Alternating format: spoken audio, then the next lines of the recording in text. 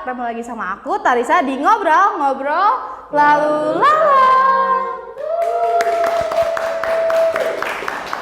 Oke, kita di sini kedatangan tamu baru guys dari BEM FEB juga, tapi bedanya sekarang bidang, yaitu ada bidang kaderisasi dan organisasi. Boleh dong Kang perkenalan? Perkenalkan, nama saya Husam selaku sekretaris di bidang kaderisasi IMM BEM FEB UM Bandung. Gimana Kang kabarnya? Alhamdulillah kabar baik. Alhamdulillah. Teh Tarisa. Alhamdulillah. Boleh Kang dioper mic-nya? Oh, boleh. Oke.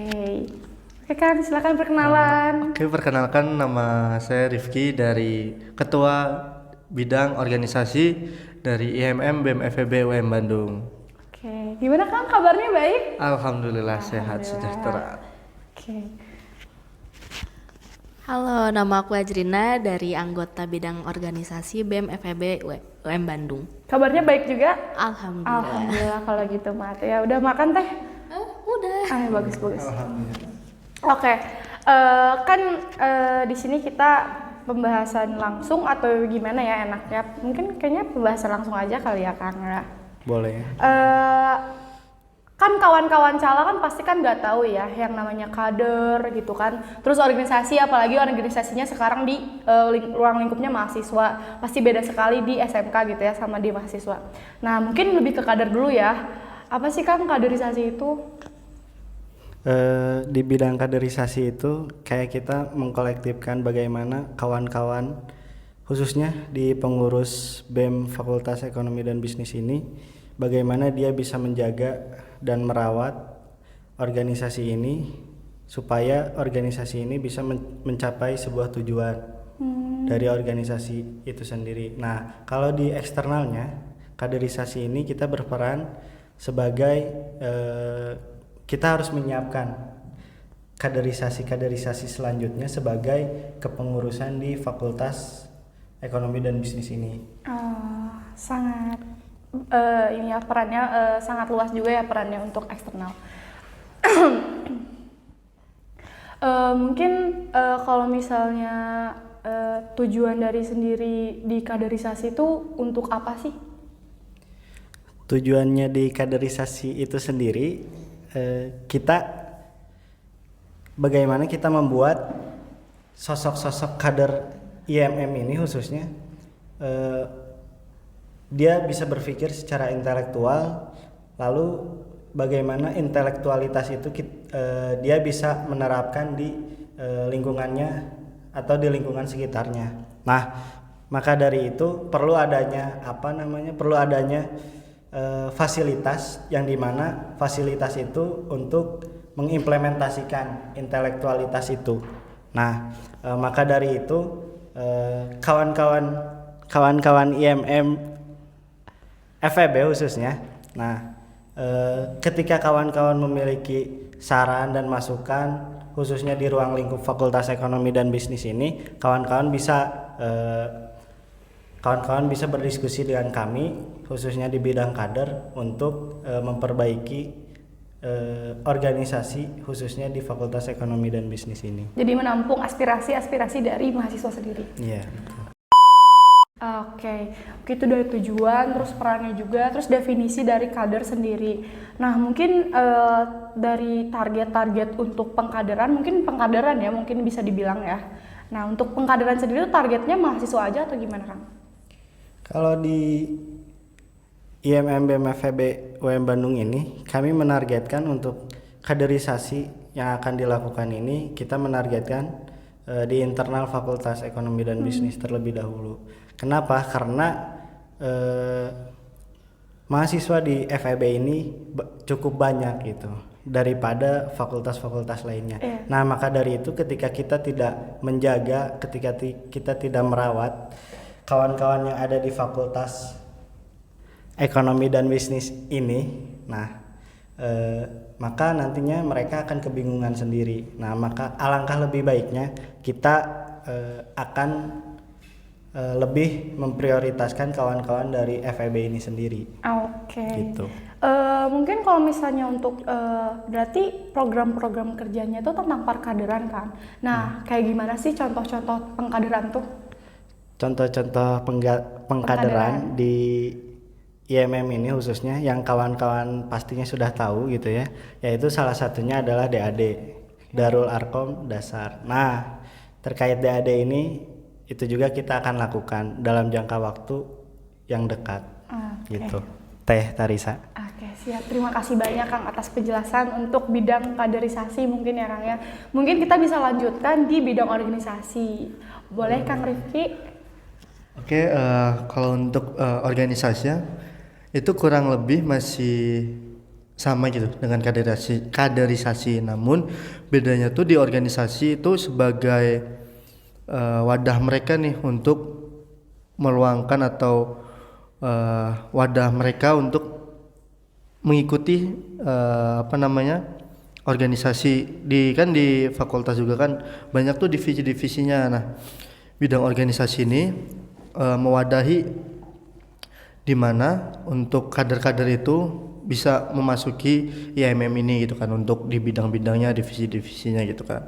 Nah, tugas organisasi sendiri itu sebagai wadah kayak minat bakat mereka lah untuk di organisasi, untuk belajar di organisasi.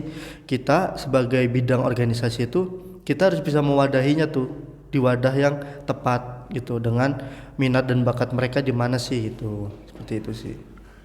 Tapi kalau misalnya untuk tujuan utama dari bidang organisasi mungkin ada gitu. Kalau untuk tujuannya sih ingin para mahasiswa tuh paham mengenai seberapa penting sih organisasi di kampus itu. Gitu sih untuk tujuan kita di FEB itu. Oke, mungkin Kang kan itu dari tujuan, mungkin tadi definisi mungkin ya. Kalau yang aku tadi lihat di kader tuh kan mungkin dia lebih ke pembekalan gitu ya, pembekalan. Kalau misalnya di organisasi itu kan pembentukannya kayaknya ya, jadi dibentuk lagi si mahasiswanya gitu ya. Betul. Oke, nah mungkin peran yang gimana ya aku nanyanya keperanan organisasi peran organisasi dalam mahasiswa sendiri atau mungkin ruang lingkupnya di luar organisasi apakah ada gitu? Nah, sebenarnya kalau untuk di organisasi sendiri itu tempat mereka juga kita untuk menambah ilmu, menambah wawasan di organisasi, menambah relasi, mungkin untuk keluar juga gitu kan, karena di organisasi juga mahasiswa tuh belajar nih caranya public speaking, caranya berpikir tuh bagaimana gitu. Jadi untuk bekal dia keluar nanti kerja, mungkin di organisasi mereka bisa mendapatkan hal seperti itu gitu. Khususnya di mahasiswa FEB ya, UM Bandung. Oke. Mungkin ada program kerja yang apa sih? Program kerja apa saja sih yang akan dilaksanakan mungkin oleh bidang organisasi ini gitu? Nah, salah satu dari lumayan banyak ya program kerja dari organisasi gitu. Mungkin yang bakal jadi unggulan salah satunya di bidang organisasi itu adalah training organisasi, yang dimana training organisasi itu tuh tempat pembekalan, tempat mereka belajar mengenai seberapa penting sama ngapain sih kita harus masuk organisasi kampus gitu. Nah, di dalam training organisasi itu, nah ada pembekalannya di situ tentang cara mereka berpikir, cara mereka manajemen waktu, cara mereka menjadi protokoler tuh gimana gitu kan. Itu banyak banget dipelajarin di training organisasi tersebut gitu. Jadi mungkin ilmu-ilmu yang dari luar pun bisa masuk ya bisa masuk untuk dipelajari oleh mahasiswa sendiri. Iya. Oke. Mungkin untuk Teteh aja mungkin yang sangat imut dan yang paling cantik di sini. Kita nambahinnya sedikit tentang program kerja dari betul, organisasi aku gitu kan. mau Apa aja sih itu? Nah, kan tadi udah nih dijelasin program unggulan dari bidang organisasi. Boleh dong, berarti kan masih banyak tuh si proker-proker yang lainnya. Boleh dong dijelaskan gitu. Mungkin salah satunya ada makrab ya. Oke. Jadi kan dari organisasi juga nggak semua orangnya tuh punya satu tujuan kan. Kayak pasti punya pendapat masing-masing, pikirannya juga beda-beda. Makanya kita suka ngadain makrab. Di dalam makrab juga itu kita ada salah satu kegiatannya itu ada upgrading dan sharing session. Itu biasanya kita undang dari para demis atau dari mungkin BPH-nya juga nanti. Berarti himpunan pun diajak ya? Ya, himpunan juga diajak. Udah aku bilang kakak lagi. Oke, mungkin bisa dilihat tadi dari penjelasan dari Kang Rifki dan Kang Kang Husam ya Kang ya. Mohon maaf saya teh suka lupa gitu nama orang teh. Nah, dilihat dari kedua proker tadi ada DAD dan TO mungkin ya. Mungkin menurut aku apakah itu saling berhubungan atau misalnya si pelaksanaannya itu gimana sih? Mungkin dari Akang Husam dulu. Kalau ditanya tadi ada hubungannya nggak TO dan DAD? Tentunya pasti ada. Hubungannya seperti apa? Ketika kawan-kawan nanti mengikuti DAD, tentunya di DAD itu tidak akan membahas tentang inti atau administrasi di organisasi BEM IMM FEB UM Bandung ini. Nah, maka dari itu ketika nantinya kawan-kawan sudah ikut di DAD, nah nantinya kawan-kawan juga akan mengikuti. Saya pahami gitu ya, kalau di TO itu kita akan membahas tentang administrasi di BEM IMM FEB UM Bandung ini gitu, Kak Tarisa. Oke. Mungkin itu ya, tapi kalau misalnya berarti apakah dekat pelaksanaannya atau gimana? Nah, kalau kawan-kawan kepo nih tentang program-program yang ada di IMM BEM FEB UM Bandung ini, nah kawan-kawan bisa terus stay tune di sosial medianya. Nah, pasti nanti kita akan informasikan. Nah, terkait tentang nantinya DAD itu kapan, lalu TO itu kapan, dan tadi disinggung juga tentang makrab. Nah, ini tentang makrab juga kita akan ngajak kawan-kawan FEB, ya, betul Kang Riki. Nah, gitu Teh. Oke. Kalau mungkin dari Kang Rifki sendiri, apakah gimana sih tanggapannya tentang DAD dan TO? Nah, kalau untuk tanggapan saya seberapa penting sih DAD dan TO? Sangat penting gitu ya, karena DAD yang tadi sudah jelaskan gitu ya mengenai pengkaderan gitu kan setiap orang-orangnya. Nah, untuk di TO sendiri itu lebih kayak pendalaman materi lagi nih di organisasi itu seperti apa sih, karena beda nih organisasi kampus dengan organisasi di SMA gitu kan, sangat berbeda jauh nih gitu kan, karena kita di organisasi kampus ini untuk relasi dan ruang lingkupnya tuh sangat besar gitu untuk teman-temannya gitu kan. Nah, di TO ini diajarkan juga mengenai administrasi yang tadi sudah disebutkan itu ya, administrasi, dan mengenai yang tadi balik lagi seberapa penting sih organisasi di kampus itu gitu. Nah, mereka di situ bakal mendapatkan gitu ilmu-ilmunya mungkin dari pemateri-pemateri yang lumayan bisa membuat mereka mengerti nih tentang organisasi kampus, karena kan tidak semua mahasiswa mengerti nih ruang lingkup organisasi kampus itu bagaimana sih gitu. Sangat penting dua-duanya untuk diikutin gitu. Oke. Mungkin itu tadi adalah isi-isi dari TO sendiri ya. Tapi tadi aku lupa deh, belum tahu apa sih itu isi-isi dari DAD sendiri. Mungkin Kang Husam boleh dijelasin lebih rinci tentang DAD itu isinya tuh ada apa aja sih?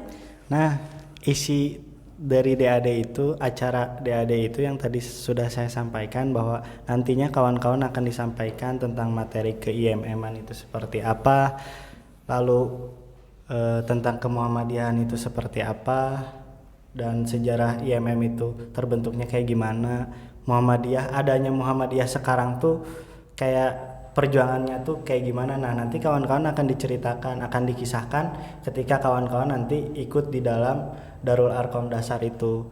Nah, selain tentang materi-materi IMM dan kemuhammadiyahan juga nantinya kawan-kawan akan diberikan materi tentang simulasi bagaimana kita menghadapi sebuah masalah atau problem solving. Nah, kawan-kawan nanti akan diajarkan bagaimana kawan-kawan mencari solusi di dalam sebuah masalah tersebut.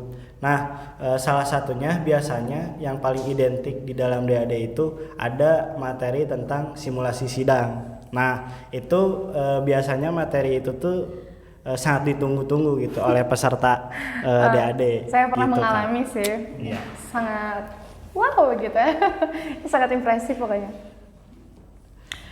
Oke, mungkin kalau misalnya berarti kan tadi habis ikut DAD tuh harus ikut TO juga, ya kan tadi disinggung.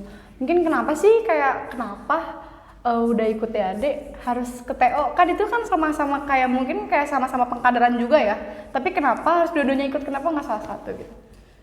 Nah, saya ngejawabnya dari sisi kenapa kawan-kawan harus ikut DAD. Kalau misalnya nanti pertanyaan selanjutnya tadi kenapa kawan-kawan harus mengikuti TO, nah nanti akan dibahas oleh bidang teman-teman organisasi. dari organisasi gitu. Nah, kenapa kawan-kawan harus mengikuti DAD? Karena pasti tentunya tidak menutup kemungkinan orang-orang yang atau kawan-kawan yang kuliah di dalam Universitas Muhammadiyah Bandung ini pasti dia pengen tahu organisasi di dalamnya, khususnya IMM, karena IMM di UMB ini organisasi internal. Nah, pasti banyak sekali kawan-kawan yang menanyakan bagaimana IMM dan seperti apa IMM. Nah, juga pasti tidak menutup kemungkinan banyak sekali nih kawan-kawan yang di FEB itu pengen dia menjadi pengurus seperti kita di BEM IMM FEB UM Bandung ini. Nah, ketika kawan-kawan tidak mengikuti DAD, tapi kawan-kawan nantinya masuk ke dalam kepengurusan BEM FEB ini, nah BEM IMM FEB ini, nah nantinya kan kawan-kawan tidak akan mengetahui, kan alangkah lebih baiknya ketika kita melakukan sesuatu itu kita tahu dulu ilmunya gitu, kira-kira Teh Tarisa. Nah di DAD itu Teh nanti kawan-kawan akan dikasih tahu bagaimana IMM, ilmu tentang tadi problem solving dan lain sebagainya gitu Teh. Oke, terima kasih Akang tentang penjelasan mungkin dan tujuan dan isi-isi dari DAD sendiri dan kenapa kita harus ikut DAD, dan untuk pelaksanaannya mungkin stay tune di IG. Dan mungkin kita beralih aja nggak sih ke bidang organisasi. Aku nggak mau sama Kang Rifki, aku mau sama Teh Haji aja. Boleh dong Teh Haji, kenapa sih mahasiswa-mahasiswa FEB ini harus ikutan TO? Nah kan sebelumnya di DAD itu kita dikenalin ya tentang IMM, tentang Muhammadiyah, apa itu organisasi. Nah di TO ini itu lebih diperdalam lagi. Lebih rinci gitu? Ya, jadi misalkan kan baru dikenalin nih, pas udah kenal kita nggak langsung bisa apa ya istilahnya nggak langsung bisa praktek kan. Kita butuh materi-materi lain yang apa ya biar menunjang mungkin ya? menunjang untuk praktek nantinya. Oke. A few moments later. Mungkin mungkin kalau bisa dibilang sih closing statement ya, kalau misalnya ini closing statement gimana sih si TO dan DAD tuh harus banget si mahasiswanya tuh harus ikutan gitu. Coba dong di branding dong itu prokernya. Ya harus banget karena kita di TO itu nggak cuman apa ya, kita nggak cuman materi aja, nanti kita juga bakal ada praktek-praktek lainnya juga. Have fun berarti ya. Pokoknya nggak akan ngebosenin lah. Oke. Dan pastinya nanti bakal dapat sertifikat juga. Oke. Kalau misalnya di TO itu kan sertifikat ya. Kalau di DAD itu kalau aku tuh pernah dengar tuh bukan sertifikat, apa ya Tangnya? Syahadah. Syahadat. Few inches later. Oke, kan kalau misalnya di training organisasi kan itu kan sertifikat ya Kang. Nah setahu aku tuh di DAD itu bukan sertifikat tapi syahadah. Nah kalau mungkin Akang tahu nggak syahadah itu apa? Atau mungkin gimana? Nah tentunya di DAD ini Teh bakal berbeda gitu ya. Berbeda dari DAD sebelumnya nih Kak. Saya mau promosi dulu nih ya. Siap, silakan. Terkait tentang DAD yang akan dilaksanakan oleh kepengurusan IMM BEM periode sekarang ini, kita akan membuat seperti konsepnya itu kita buat secara eksklusif. Jadi tidak semua orang bisa mengikuti DAD yang sekarang. Berarti sangat selektif mungkin ya? Sangat selektif sekali. Nah, tadi perbedaannya DAD dengan perbedaannya syahadah dengan sertifikat itu apa? Syahadah itu kayak kawan-kawan ketika sudah menyelesaikan tugas-tugasnya, yang dimana nanti DAD itu selepas kawan-kawan ikut DAD, nah nanti ada biasanya RKTL. Nah RKTL itu tugas-tugas yang akan menunjang kelulusan apakah kawan-kawan bakal lulus atau enggak di DAD itu. Nah syahadah itu kalau misalnya kawan-kawan kepo nih dengan hasil atau syahadah teh apa sih? Syahadah teh kayak gimana sih? Nah, kawan-kawan bisa ikut nanti di DAD Darul Arqam Dasar di Fakultas Ekonomi dan Bisnis gitu. Oke, terima kasih atas penjelasan-penjelasan mungkin dari tujuan, peran, mungkin dari definisi, program kerja dan hubungan-hubungan yang mungkin prokernya tuh emang benar-benar wah gitu ya. Dari proker unggulan juga ada, dari emang yang mungkin bisa dibilang identik dengan PK itu kan dari YM itu ada DAD-nya mungkin ya Kang ya. Oke, terima kasih. Mungkin sampai sini aja. Oke, terima kasih ya Kang atas penjelasannya. Mungkin sampai sini aja. Mungkin nanti sampai jumpa lagi di lain waktu. Dadah, saya pamit undur diri dan kakak-kakak semua sekalian. Sampai jumpa lagi di ngobrol lalu lalang. Bye.